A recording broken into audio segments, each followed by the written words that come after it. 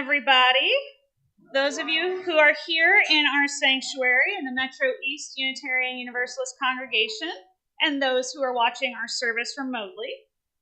This is a welcoming religious community, and we are so glad that you are here.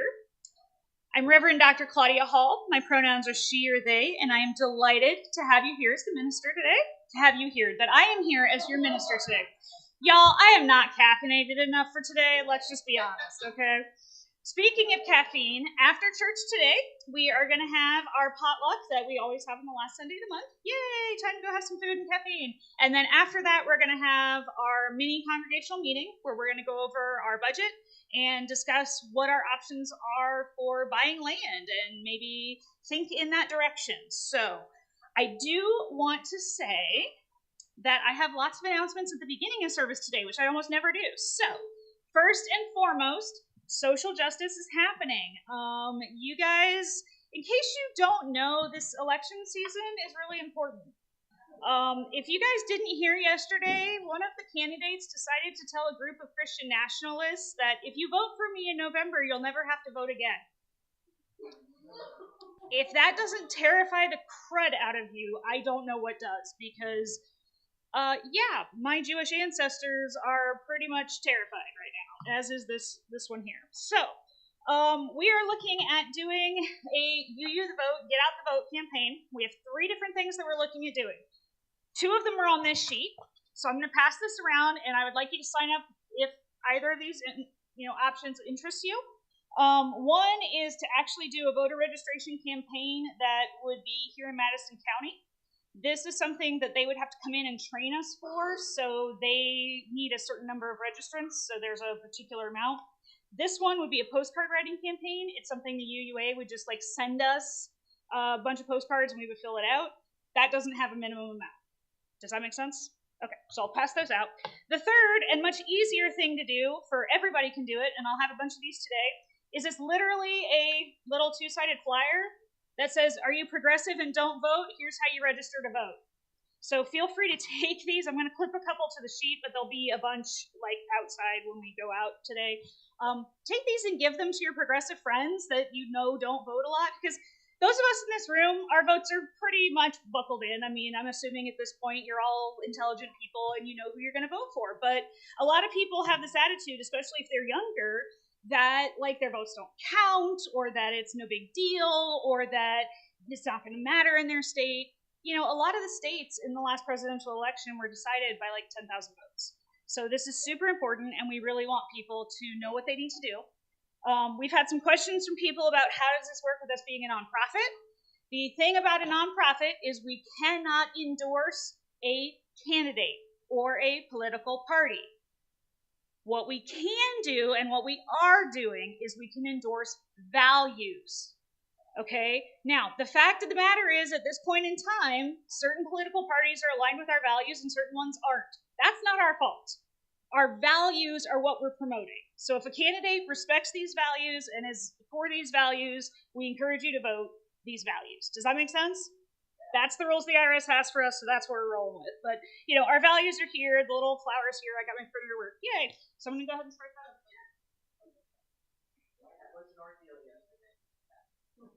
It was a whole thing. I had to vent to Robin. I was like, I'm just going to cry. Okay, so the second thing is in my sermon last week and in my sermon today, we are talking about the fact that the Unitarian Universalist Association introduced a whole new Article 2. So if you've been a part of the Unitarian Universalists since the 1980s, you've had the 7 principles and the 6 sources. And those basically got checked out the window, but they didn't, right? So I was talking about it, and I was talking about the changes, and somebody came up to me after service and said, we don't actually have these lists in front of us. So I was like, yeah, right, you don't have all this information. That was really dumb of me. I should have given you that. So this is a handout with the ugly flower graphic that I hate so much so that you can all see it and understand. And my printer decided to hate it too. I tried for 4 hours and I just gave up at some point. So the printer, so this is the flower graphic, and then the next 2 pages are the actual wording of the values. Now, the thing about this is if you actually know the 7 principles, and if you don't, you can Google it, the wording is very, very, very, very similar. So that's what I mean when I say they changed what they did, right? So like they changed a lot of stuff, but then there's other stuff in here that is literally word for word from it. So I'm just going to pass these out as well, and I'll start over here. So I'm not favoring either side.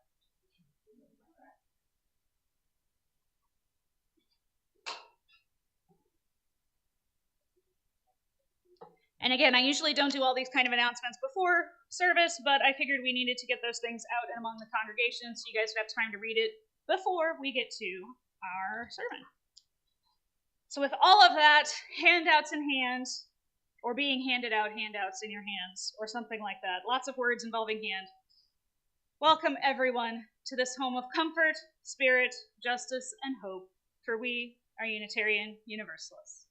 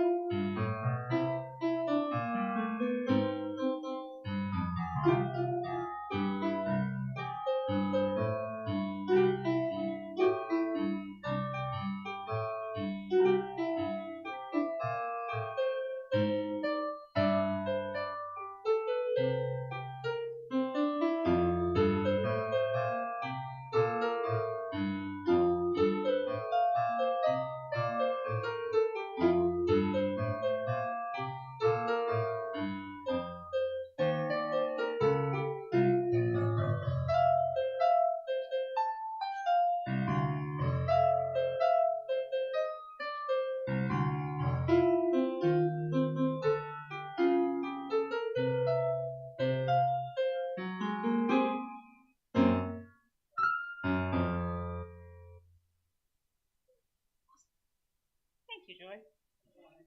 An important ritual in our Unitarian Universalist faith is the lighting of our chalice. We have a lot of different reasons that we light this chalice.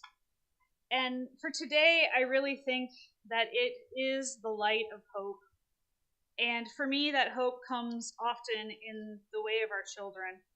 When we hope that we're doing things right, and sometimes they really come through. Yesterday, I was absolutely having a complete and total meltdown about the printer errors and the problems and fighting with FedEx and all these kinds of things. And I got really upset, and my son comes up to me and he goes, "Why are you upset, Mommy?" And I was like, "Well, I wasted a lot of money and it didn't work right and everything's upset."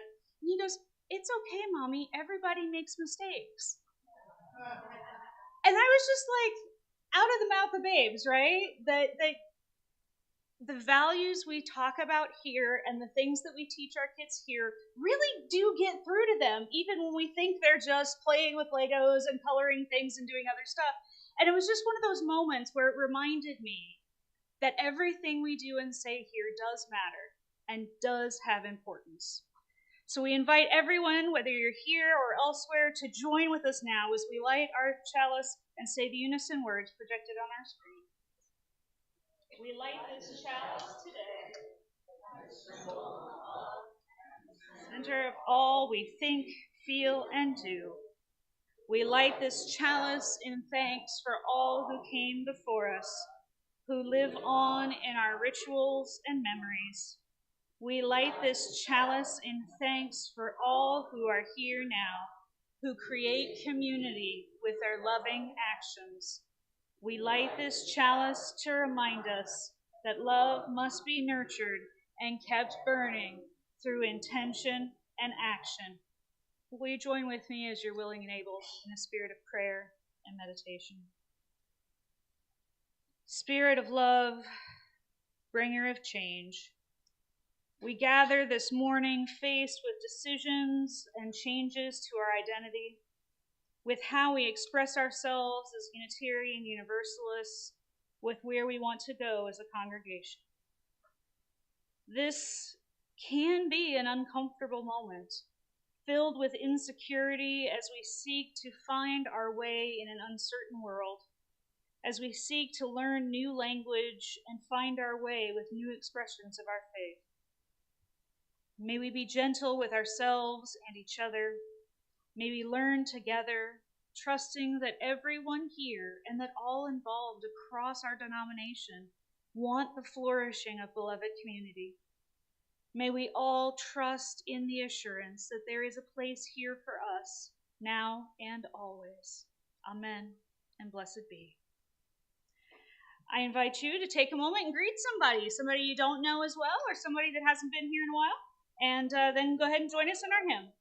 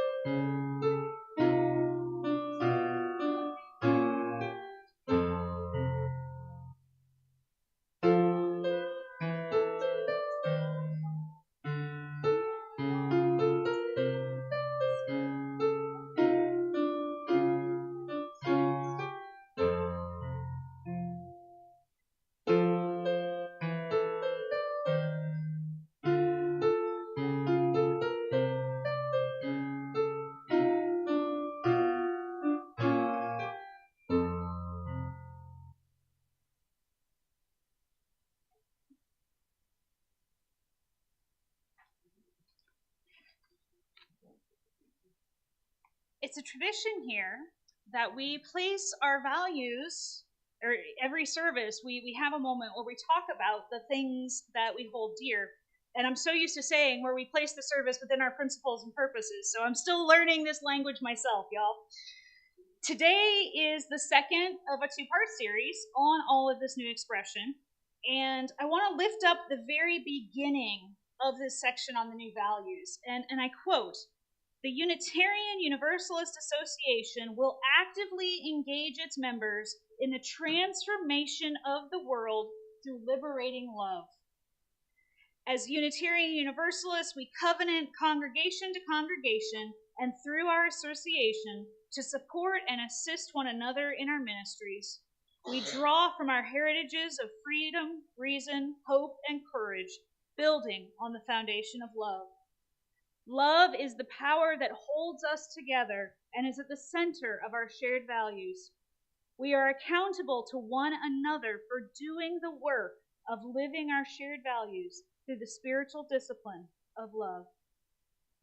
I really want to lift up the fact that love in this context is not an emotion, but a choice. It's an action. They even go so far as to name it as a spiritual discipline. Learning to love each other is the thing that we do to, for, and with each other in order to transform the world. We're not just doing it to be nice. We're not just doing it to be good. We're doing it for a purpose. One of the things that has been often leveled at Unitarian Universalists is that we have no reason for existing, that we have no purpose beyond just getting together on Sunday morning. And to be honest with you, I've been, not here, but in some UU congregations, it does feel more like a country social club on Sunday mornings, where folks are just getting together and hearing a nice talk and going out for coffee. So it's not necessarily a completely unmerited criticism. So for us, being put in this position where what we're saying is love is our work, and transforming the world is our purpose. This is a very clear call to us that this is who we are. Love in this context is the theological foundation of what we are and what we do. Love is liberation from oppression. It is support and assistance. It is power. and community. It holds us accountable to ourselves, to each other, and to our ideals. And it is really hard work. Spiritual disciplines are not easy, as anyone who has tried to make time in their day to meditate every single day can tell you. Day 1 is fine.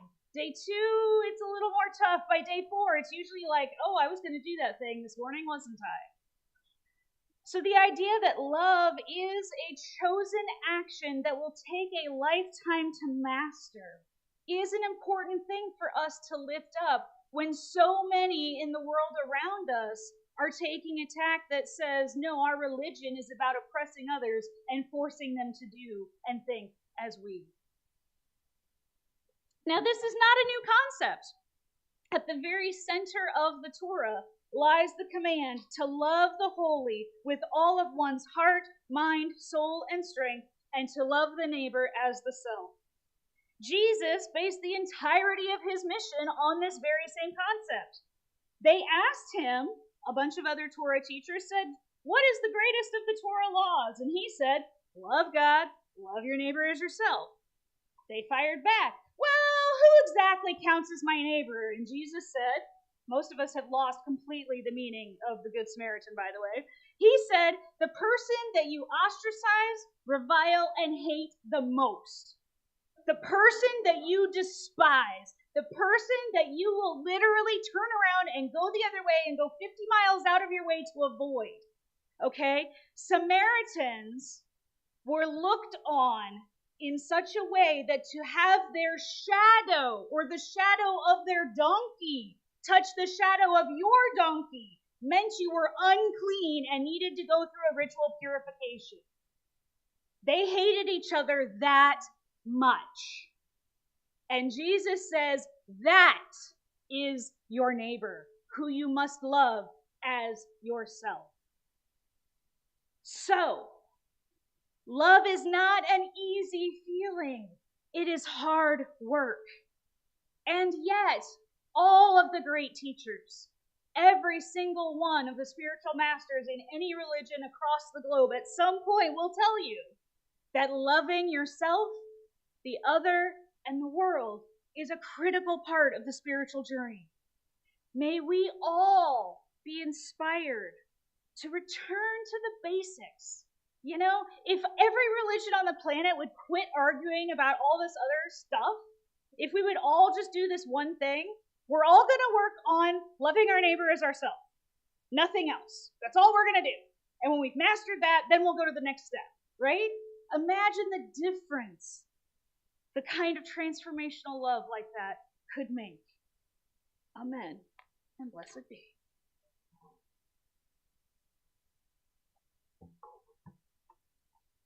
As part of our weekly worship service, we take that transformational love, and we come here to a place where we can express our own joys, sorrows, concerns. This is our home. This is a place where everything that weighs on us, excites us, delights us, can be brought into one place so that our friends can help us when we are down, so that our loved ones can celebrate with us in the good times. This is the beloved community that we are building together, one drop at a time. If you would like to recognize or do in any way participate in this ritual, we invite you to come forward, take a stone or many as you need. Sometimes folks feel like they almost need the whole bowl, and I definitely understand those weeks. And just place your stones into the water, knowing that your individual burdens get lighter as they are carried by the group. I invite you to be with me now in a spirit of prayer and meditation.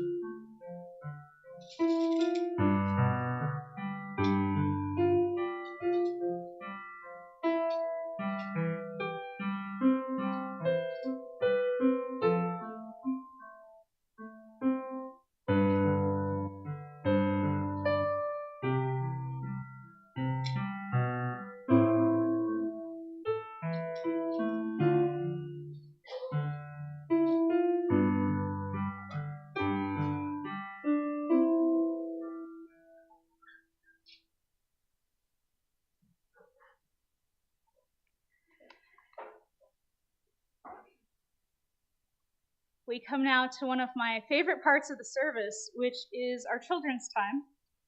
Our RE classes for the kids are on hold for the summer, but we are still having our children's moment because it helps us tap into us being kids at heart. This summer, I'm focusing on banned books because I live in the state of Missouri across the river there, and we are like the third worst state in the union for banning books. So I am all about reading banned books. And today, I want to give us some statistics to go with that. PEN America says that there were 3,362 book bannings in America last year. 333 of those were in Missouri. Illinois, we are lucky because this is the only state in the union that has banned book bans. Woo! That is amazing. Yes, however, depending on what happens in November, this may become a national problem. So, we will continue to read banned books in church because part of us as a people is that we believe in freedom of expression, of thought, of deed, and we believe in love in many, many forms, no matter how much certain people may hate it. So today's banned book is And That's Their Family. It was written to be sung to the tune of the Addams Family, so for those of you who know it, you can kind of mentally do that humming along as you want to. So let's go ahead and we're going to watch our video, and then we'll go from there into our next step.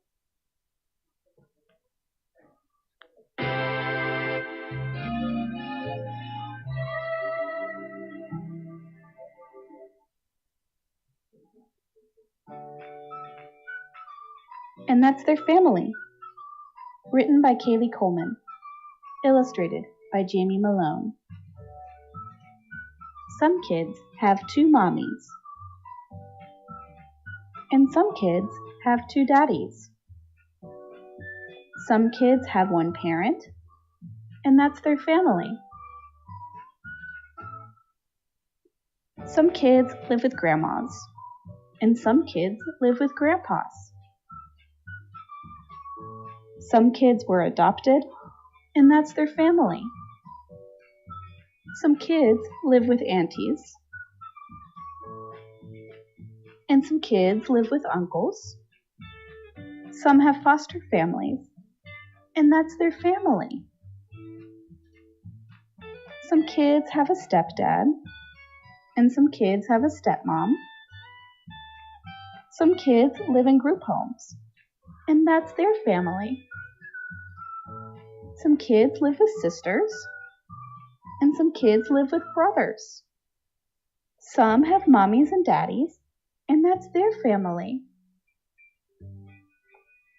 Some kids live with parents that don't feel like one gender. They are non-binary, and that's their family.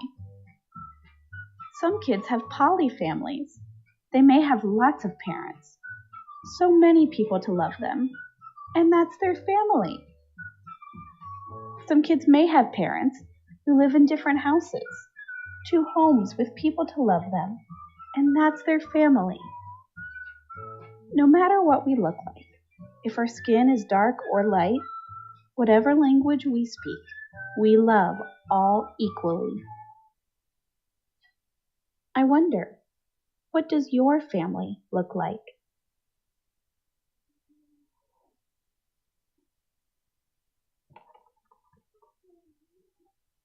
Hard to believe that's one of the most banned books in this country, isn't it? Our next hymn is number 4, I Brought My Spirit to the Sea.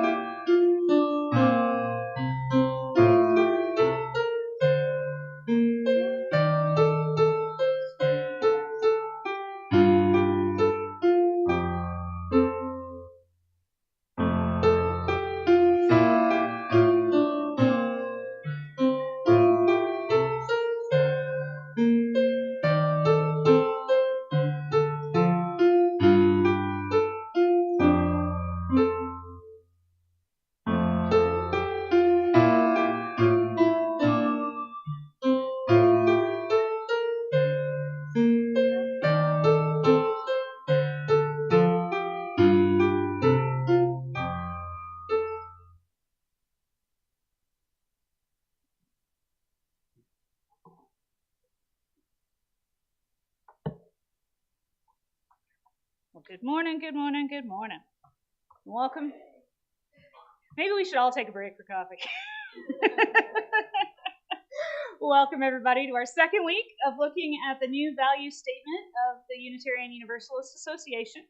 Just a reminder for folks that, if you missed the sermon last week, it's not the end of the world. They're all on YouTube, thanks to our awesome board president, Alex, who makes sure those things happen. Yay!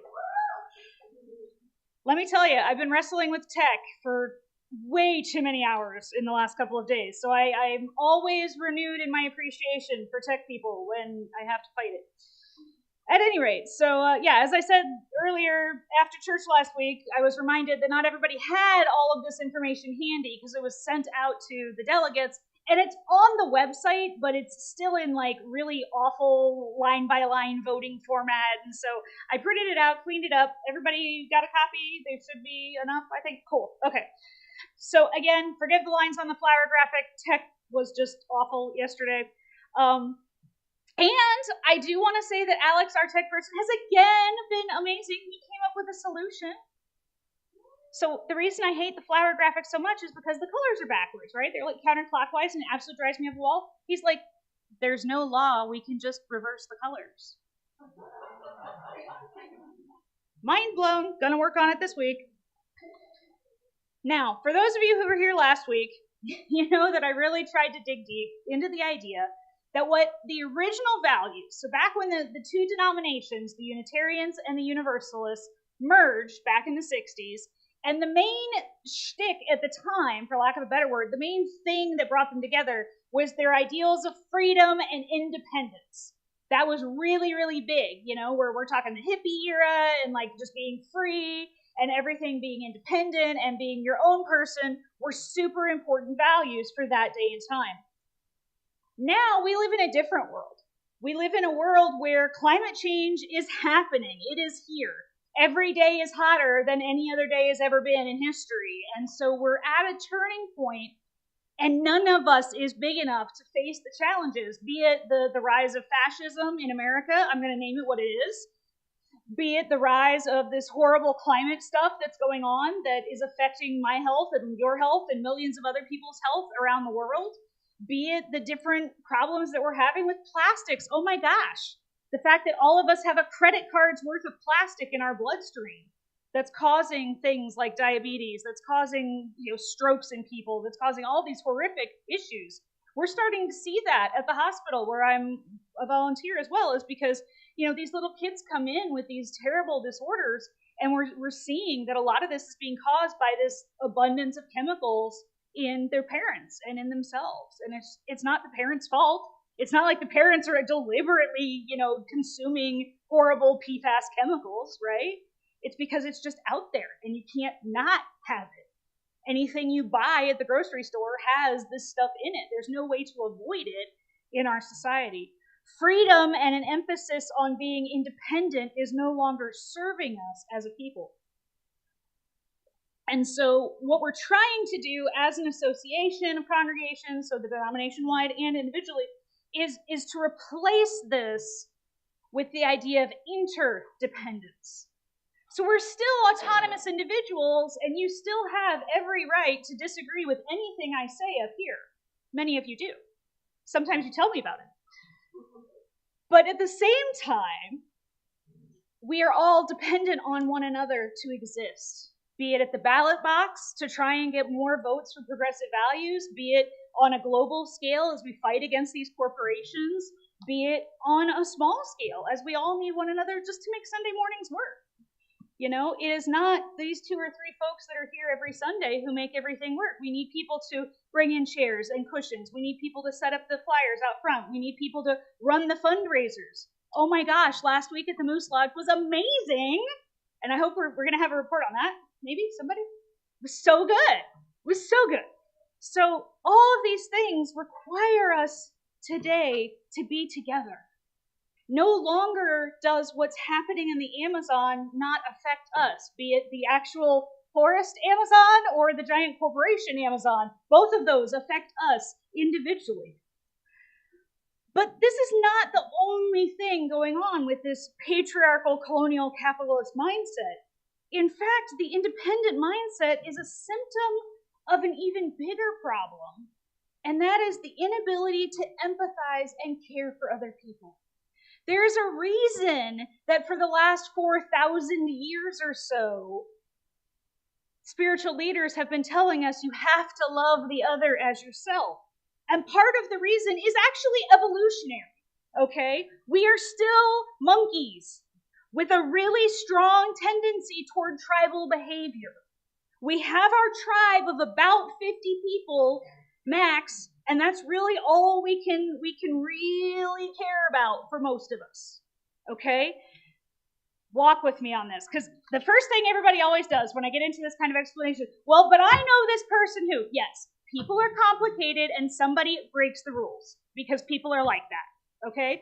My first child was the very first person on the planet with his genetic condition. We've won the 1 in 8 billion odds. So I am very well aware that somebody will break the general statements I'm about to make. But in general, the vast majority of human beings can fit their lives. If you draw on a big poster board, you draw a giant circle of these are all the people that I nod at, right? That I vaguely know their face. I sort of know who they are. I might know a thing or two about them. Max on that for the vast majority of human beings is about 150, okay? That's most of your coworkers that you see, once in a while. It's the cashier that you have, the wait person at your favorite restaurant, stuff like that, right? Like the people that you see on a fairly regular basis, but you're not close to, right? You know them enough to know if something's really wrong, but not like daily thing, okay? Then we have a small circle, a really tiny circle of around 10 to 15 people that matter, right? That we know what's going on in their life. They know what's going on in ours. They're on our speed dial or our text chains, they're on our close group stuff. If these are the folks that if they ask us to show up at 2 a.m. with a shovel, we'll probably do so and not ask too many questions. Maybe that's just me. Okay, never mind. Forget I said that. But, these are the tiny inner circle. And then in the middle, we have our sort of monkey tribe, which is about 50-ish people. Hey, guess what size most churches in America tend to be? Between 50 and 100. Amazing, isn't it? And the reason for that is because that's about the size our little monkey brains can handle. Even at the giant, humongous mega churches of like 5,000 people, guess what they do? They break everybody down into small groups of 50 to 100 people. Shocker. And the reason for that is evolutionary. It's because that's literally all our brains can hold. So we've got somewhere between like 5 and 15 people that we're super close to and know a lot about, maybe 50-ish people that we care about. We don't know everything. They don't text us for every issue, but we care about each other. We know if things are really bad, we drop off food at their house once in a while. We do things together from time to time. And then about 100, 150 max of people that we sort of kind of know on a vague basis. And that's how we are. But the problem is, with just going with the evolution stuff, the world is a little bit bigger than 150 people these days. And see, the problem is that when the outside world affects my rings here, the first impulse from our little monkey minds is to be defensive and to get aggressive and hostile and even violent, because this other monkey tribe is coming into my trees and they might steal my fruit. And then my monkey tribe might not have enough fruit to eat. I'm being actually serious. I know it sounds comical, but it's actually serious that this is how evolution wired us a long, long time ago, right? Now that was fine. 1 million, 2 million, 10 million, however million bajillion years ago it was, when monkey tribes were pretty sorted out. But now that there's 8 billion of us, if every time our fruit gathering purposes overlap, we fight, this is going to cause an awful lot of conflict, right? This is a problem because we have to figure out how do we widen the circle unless we want to have lots of wars between groups of 150 people. Now, the thing is that a lot of people like to tell you that we have to fight each other because there's not enough pie. There's only a little bitty pie, and my monkey group gets it, so your group can't have it. The truth of the matter is, even with 8 billion of us on this planet, there is enough pie. Humans are really smart. We've got these giant craniums with this huge brain inside. We figured out how to make enough pie. Now, it might not be all blueberry pie. It might be blackberry or boysenberry or wild cherry or something weird that you've never even heard of before. But there is enough pie for everybody to eat pie. There is not enough pie for me to get 4 pies and you to get no pie. Do you see where I'm going with that? Like, I might actually have to give up a little bit of my pie to make sure that there's enough pie for all of us.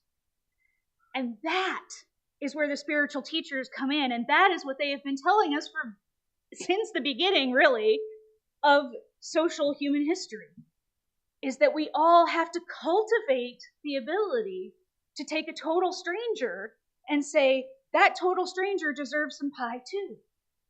That total stranger, who may or may not be anything like me, is still enough of a monkey that they deserve some pie. Just like I'm enough of a monkey that I deserve pie. It's not about me or them, it's me and them. Remember, I was talking last week and I said a lot of times folks get angry and upset at something the board has proposed.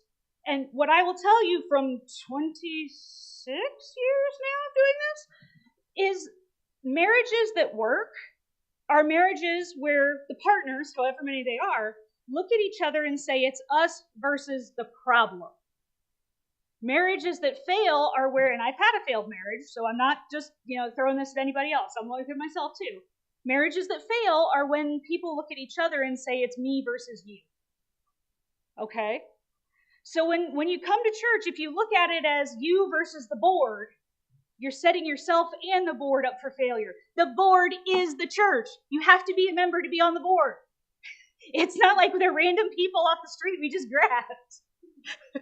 They're all members of the church that were voted on by the church. And the peanut gallery chimes in once again. That's right, I'm just here for the food, right? But the thing is that, it's true. And it gets really easy. And what I've seen, every church split I've ever seen comes down to one of two things. Either the minister is doing some dumb stuff, which usually involves sleeping with parishioners, because you just don't do that. Ever. No. Okay, that's the first thing that splits a church. The second thing that splits a church is people start looking at each other and saying, I'm going to have the pie and you don't get the pie. Me versus you. Instead of saying it's us versus the problem. It's us. All of us, and all of us online, and all of us that we haven't met yet, but we know you're our people. We know there are people. We know you're our people.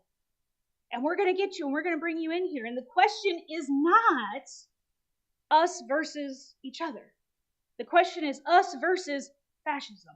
Us versus this Christian nationalism garbage that has nothing to do whatsoever with Jesus of Nazareth.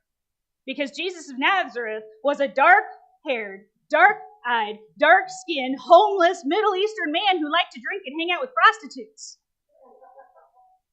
He would not be welcome in any of their churches. Okay? Because he liked to talk about things like how the rich and the prideful would never see the kingdom of God.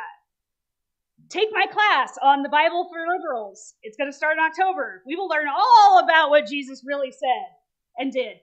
Hint, he never once talked about women in ministry, abortion, gay people. It's not in there. I've read it a lot. I've read it a lot of times. It's not in there. Okay, moving right along. So the thing is it's not us on the board versus you in the pews. It's not you, all the congregation, versus me, the minister. It's not even us in this church versus the UUA.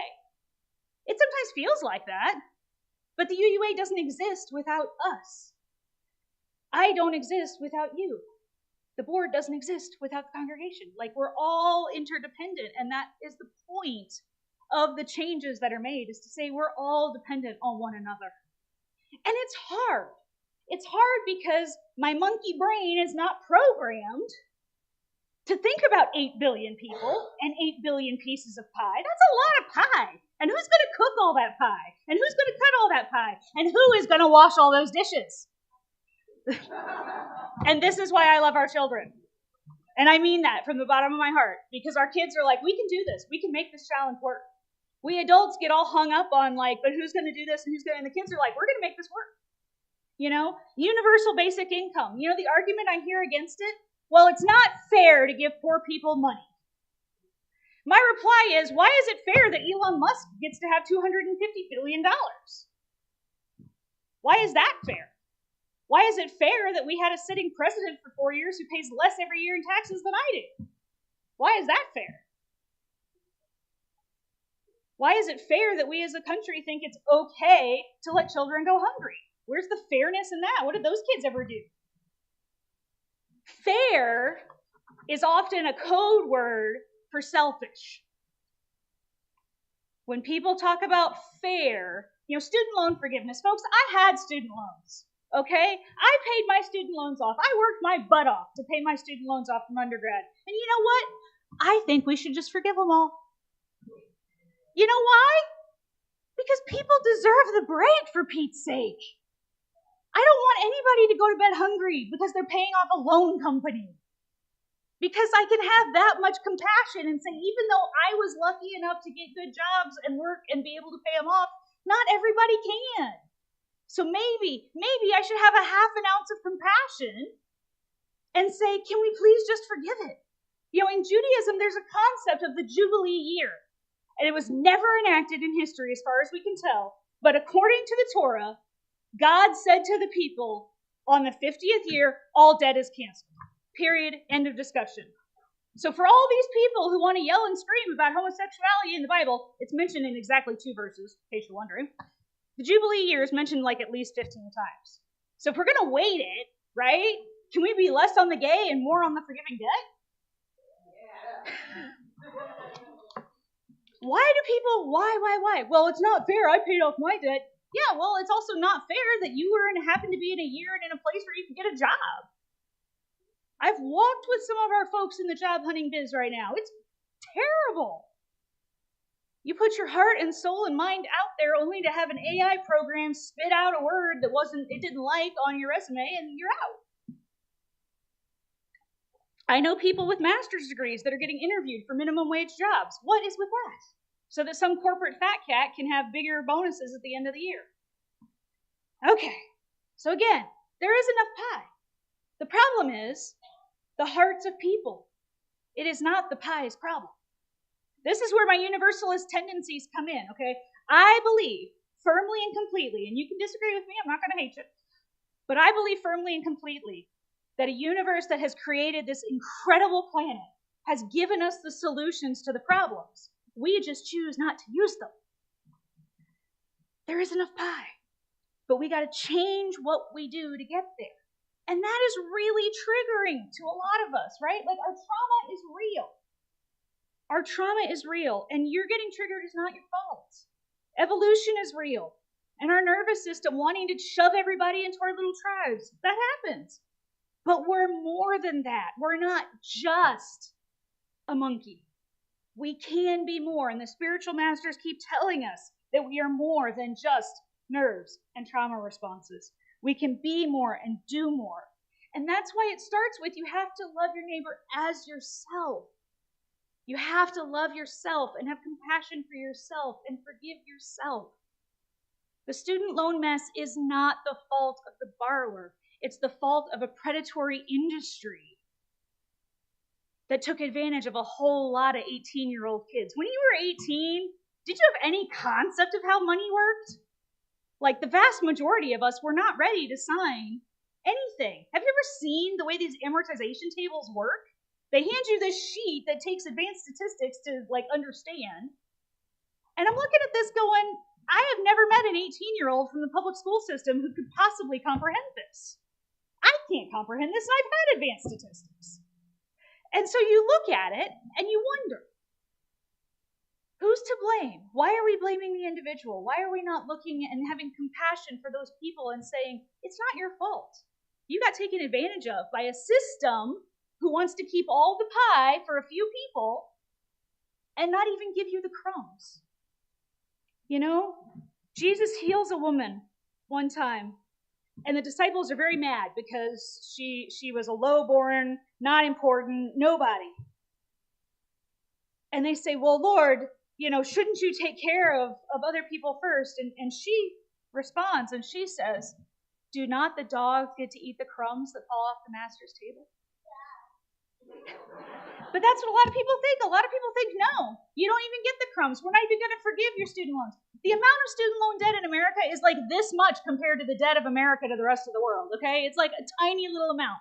There are 13,000 people in the Navajo Nation who do not have electricity in the hottest year on record. It would cost $1 billion to give those people electricity. $1 billion. Our national debt is like $14 trillion.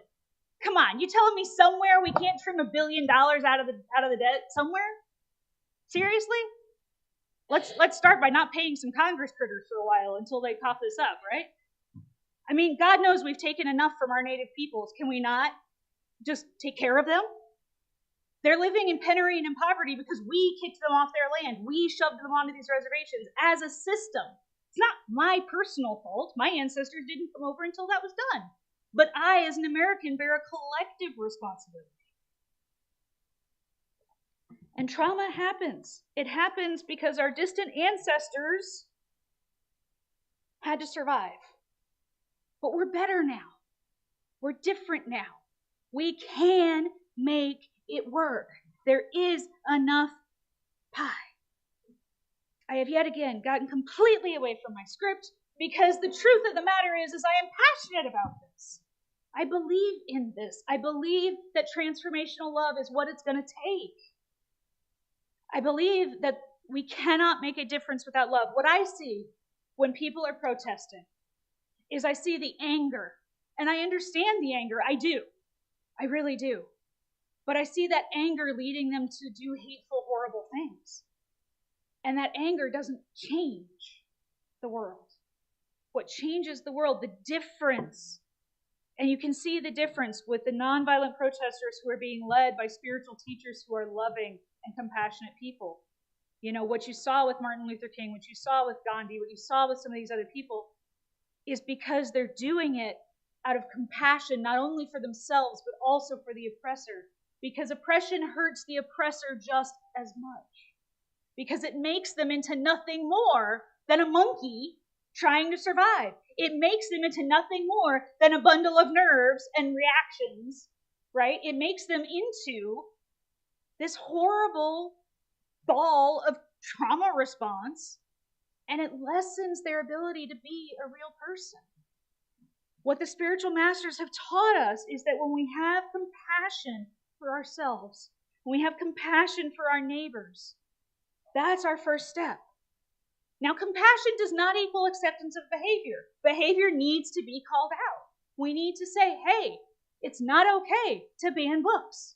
It is not okay to tell a person that because of the color of their skin or the creed they follow or whatever your issue, it's not okay. It's not okay to say, elect me in November and you'll never have to vote again. That is not okay. We are a democracy, and we're supposed to stay that way, thank you. It is not okay to look the other way as Jews are getting loaded up on trains. It's not okay to look the other way as Muslims are being, shipped to another country. Whatever the current issue is, it is not okay to do that thing. But we can have empathy for the people who do the things because we understand they're acting out of their monkey brainedness and that they're acting out of their trauma responses. They're scared. They're scared of change because they don't know anything better. They have nothing better to offer the world. They've never been taught compassion for themselves. They've never been taught empathy for the other. All they know is this tiny little world, right? They've never been taught how to make a bigger pie. They've only been taught to gobble all the pie they can because they're scared that all they are is the size of their pie. A real person is a person whether they have any pie or not. It doesn't matter how much you have. So here's the deal. We got to fight the book bans while not demonizing the people behind them. And this is hard. And I am not good at it. So this is a do as I say, not as I do moment. I want you to know that because I want you to know it's so hard, right? Like, I catch myself ranting and raving at home about these awful human beings and how can they do this? And I have to stop myself and I have to remind myself that the answer is because they were never taught any better. They were never taught any better. They never had a mom or a dad or an auntie or an uncle or a grandma or a grandpa or somebody bring them to a place where they could be told that love and sharing your pie is the best way to be a person. They were never taken to a place or shown the love. They were never taught compassion and empathy. You know, my 5-year-old is at a place where fair is like his new word. Well, that's not fair. And we constantly are at this, well, what do you mean by fair? And fair just means I'm not getting my way. And I think to myself often that I see this behavior, and it's okay in a 5-year-old. That's a normal developmental phase. It's not okay in a 50-year-old. But we see it a lot in the 50-year-olds and the older and whatever's, you know, you fill in the blanks, you know who I'm talking about. And the reason we see it there is because nobody, when they were 5, sat them down and said, that's not how fair works. Fair means that you get your slice of pie, and then if you have more pie, you help other people who don't have pie. That's how pie works. Here, what we're doing with our new value statements, what we're doing with thinking about buying land, what we're doing with all of these sorts of things, is we're learning how to share our pie. And we're thinking through what does it mean to have pie in different ways, in different places. Maybe our pie stays here for a while and we just take bits of it out in the community in little recyclable containers. That's fine. Maybe we decide that we need a better kitchen to bake more pie, and so we move and build somewhere. That's fine. At the end of the day, it doesn't matter how we're making pie. What matters is that we're sharing the pie with each other, with ourselves, and with people who need us. Amen, and blessed be. Our final hymn this morning is Answering the Call of Love. There's a sheet that Joy made for us and has sent out. And please feel free to stand if you are able. Don't feel like you have to, but if you can't, feel free to stand up and join. There's going to be a video and lyrics.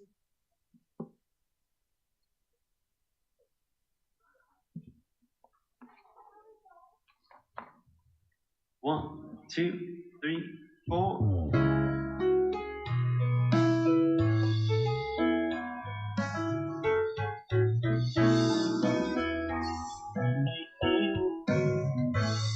The promise of the Spirit,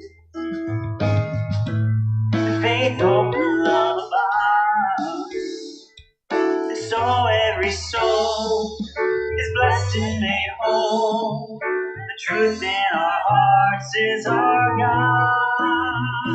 We are answering the call of love. Hands joined together, as hearts beat as one. Emboldened by faith, we dare to proclaim we are answering the call of love. And sometimes we build a barrier to keep love tightly bound, corrupted by fear, unwilling to hear, denying the beauty we found. We are answering the call of love. Hands joined together as hearts beat as one. Emboldened by faith, we dare to proclaim we are answering the call of love. And the bright new day is dawning, when love will not divide. Reflections of grace in every embrace, fulfilling the vision behind. We are answering the call of love. Hands joined together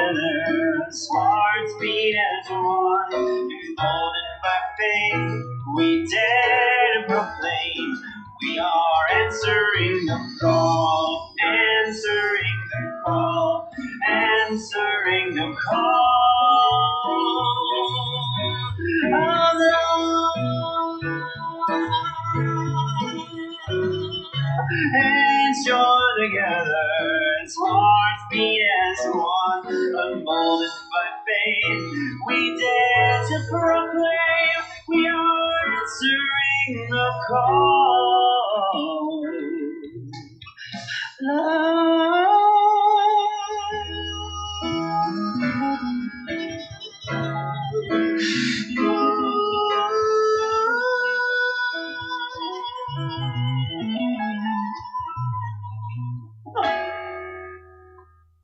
Please be seated.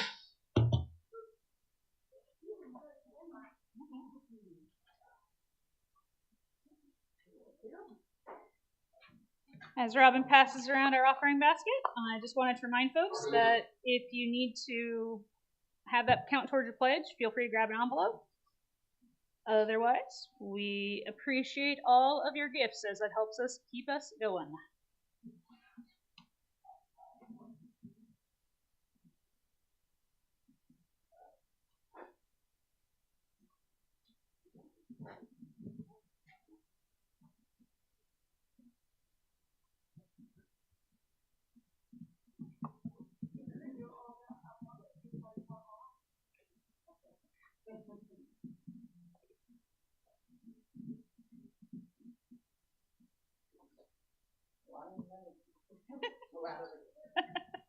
It's ready to go to work for social justice.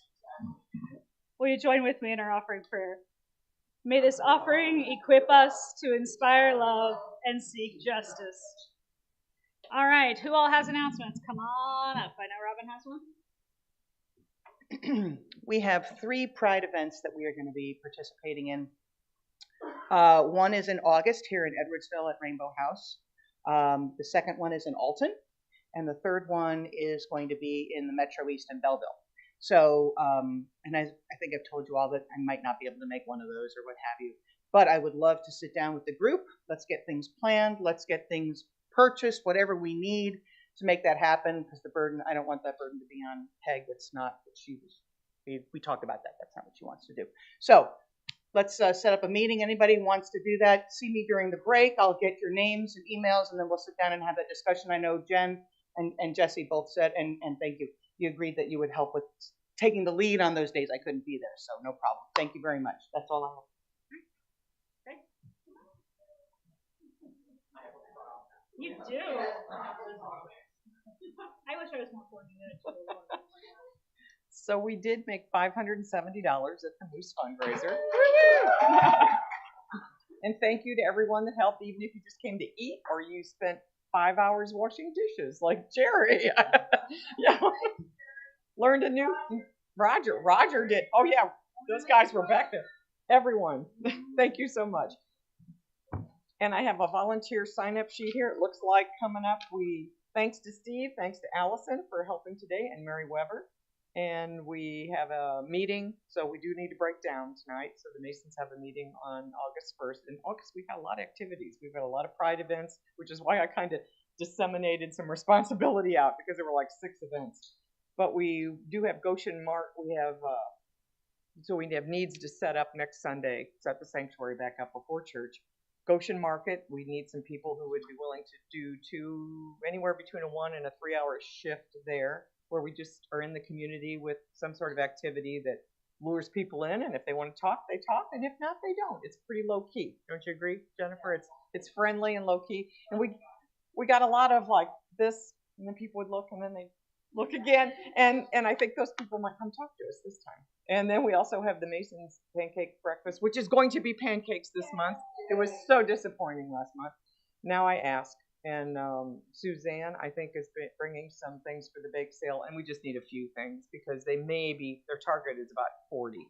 I think the contribution we make is just physically being here and kind of talking to them a little bit and reinforcing the fellowship that we appreciate having with the Masons.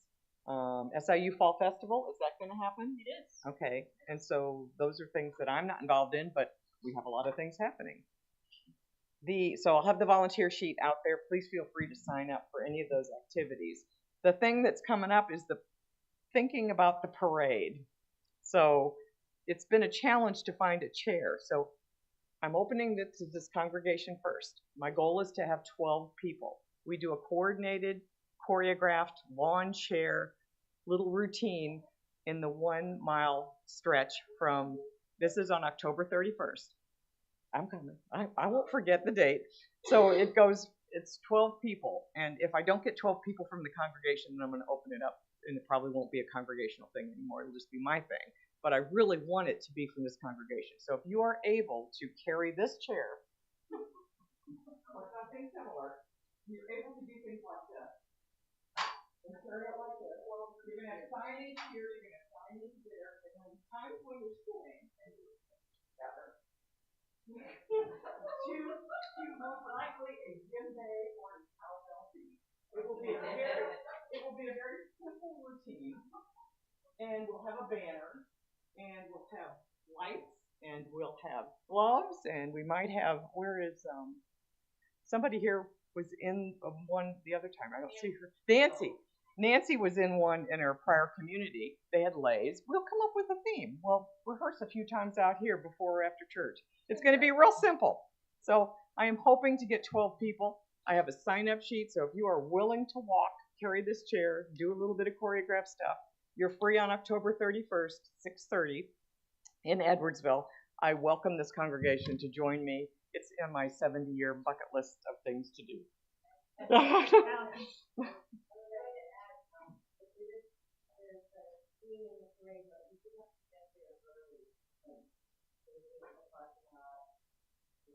a huge thing in Edwardsville.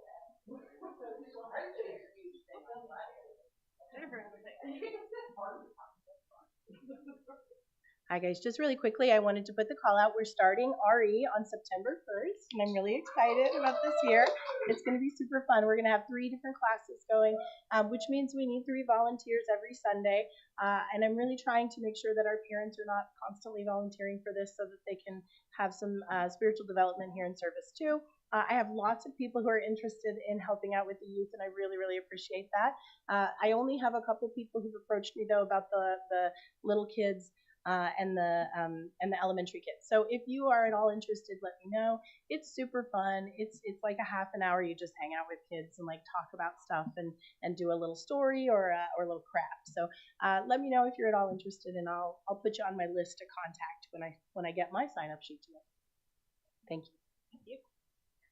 And I want to give Jennifer another plug on that, because the number one way, people are asking, how are we going to grow the church? The number one way to grow the church is to have an excellent kids program. Because if you get the kids, you get the adults.